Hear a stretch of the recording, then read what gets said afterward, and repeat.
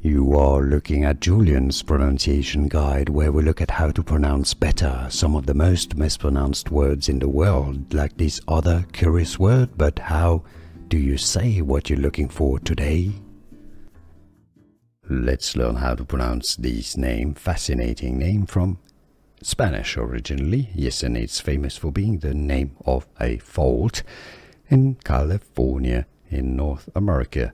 The Spanish pronunciation, this means Saint Andrews, I believe. San Andreas. San Andreas would be how it's pronounced in Spanish. In English, it's pronounced as San Andreas. Alright, so it's not Andreas, it's Andreas. You know, Andre, San Andreas. San Andreas from Spanish, San Andreas. And now you know. Here are more videos on how to pronounce more confusing words and names too many mispronounced. Like this video if you found it useful. I appreciate your support. I'll see you soon and thanks for watching.